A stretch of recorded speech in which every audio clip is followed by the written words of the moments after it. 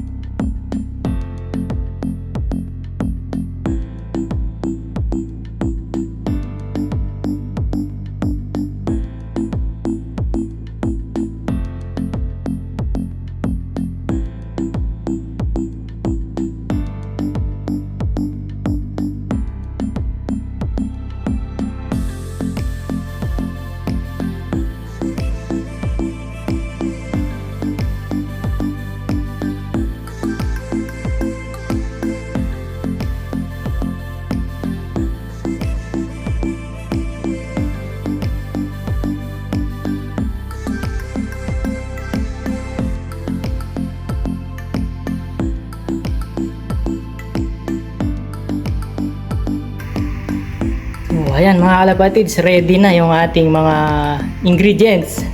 Ito, nahimay na natin yung saging and then yung ating malunggay. So ngayon naman i-blend natin at pagsasama-samahin lahat ng katas nitong ating mga ingredients. Ayan, tara!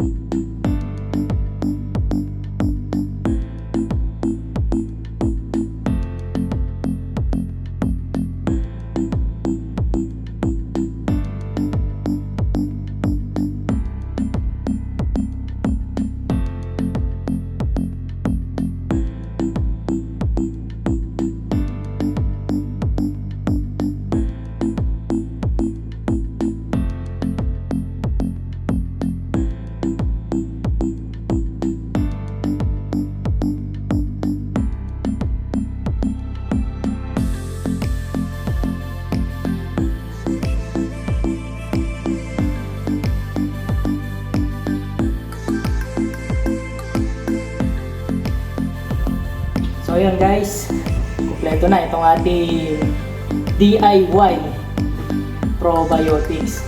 So bali sangkap ng ating probiotics, malunggay, saging saba, and then giniling na bigas. So yun, yung tatlong ating sangkap. And then, ihahalo natin itong ating Yakult, honey, and then yung ating, siyempre pinaka-importante yung molasses. So, ito, pag-halo-haluin na natin mga kalapatids.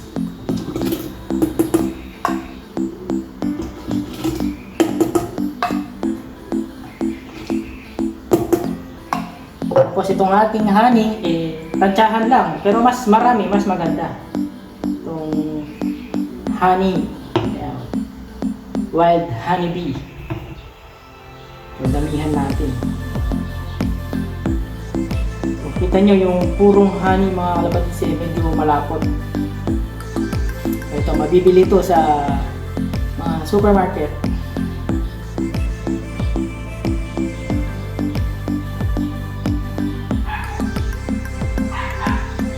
Damihan natin yung honey, yung mga kalahati. Lagay natin mga kalahating bote.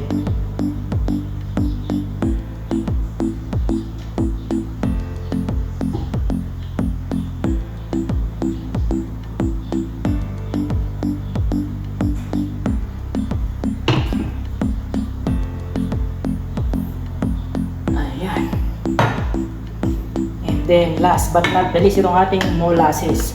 So itong molasses natin, nasa sa inyo na kung gaano kadami yung ilalagay ninyo. So makikita nyo ito, bawas na. So yung nakaraan na ginawa ko, so ito yun, hanggang dito, halos kalahati yung nilagay ko. So yung naunang ginawa ko, hindi ko na i-vlog mga kalapatid. So kaya ngayon gumawa ako ng vlog para makita din ninyo mga kalapatid. So madali lang gumawa ng DIY probiotics, basta meron kayong mga sangkap. So ayan, yung mga sangkap natin nandyan lang sa ating bakuran, yung saging na saba and then malunggay. So ayan, dinamihan natin ng molasses mga kalapatids. Ayan, natapon. Malunggay, saging na saba, and then yung giniling na bigas. Tapos halu-haluin lang natin mga kalapatids para mag-combine yung mga sangkap. Ayan, makita nyo mga kalapatids, nag-iba na yung kulay. Okay.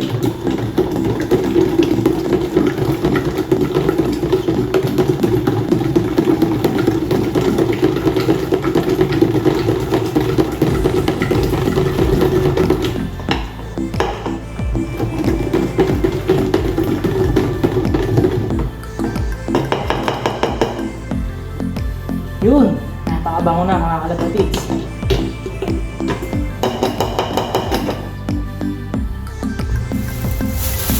Yan mga kalapatids, all set na itong ating DIY probiotics. So, isi-set aside lang natin siya, ipe-ferment natin ng mga 3 days. After 3 days, haluin natin. And then, after 3 days, halo, palipas ulit tayo ng abutin na hanggang 7 days mga kalapatid, sigurado yun, pumutok na yung mga good bacteria na ginawa natin. So ngayon tatakluban natin ng plastic para hindi sumingaw. Ayan. So, tapos tatakpan natin. So ayan. Ayan. After 3 days mga kalapatids, balikan natin itong ating probiotics. Ayan mga kalapatids, after 7 days, ito na yung ating probiotic na ginawa. So, ayan mga kalapatids, so buhay na dito yung ating good bacteria. So isasalin na natin dito sa ating garapon or bottle mga kalapatids. So kapag bubuksan mo, dahan-dahan lang dahil meron itong espiritu ng ng hangin sa loob. Kapag binigla mo, baka sumabog.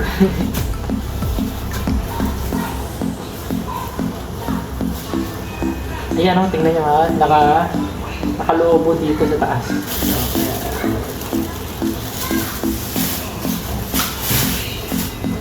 Sasalin na natin. Ayan, bango ng ating probiotics. Salin na mga kalapatids.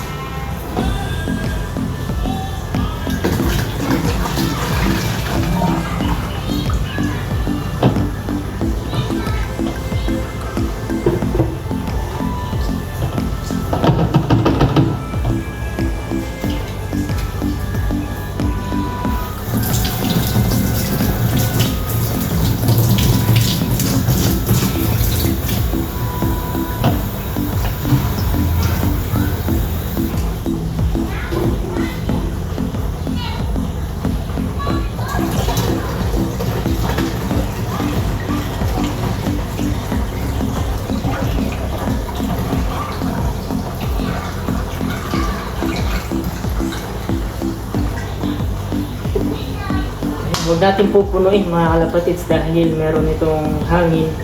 Pagka bubuksan mo tumataas at tatapon lang, sayang. Dalawang bottle. Isasalin natin sa dalawang bottle.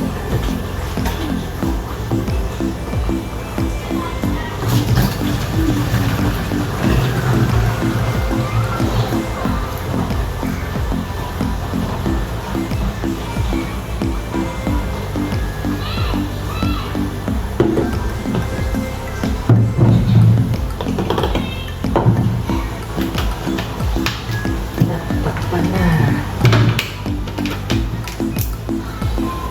At heto na yung ating finished product. Ito yung ating Jepoy's Probiotic. Ayan, so all goods na mga kalapatid. So meron na tayo siguro mga 3 buwan na konsumo dito sa ating probiotics, or 3 o 2 buwan, 1 buwan kada bottle. So ayan mga kalapatids, please like, share, and subscribe Jepoy Love TV. And mag-comments na rin kayo. And good luck sa lahat ng may karera mga kalapatids, and congrats sa lahat ng may pauwi na. Yan, Jepoy Loves Probiotic.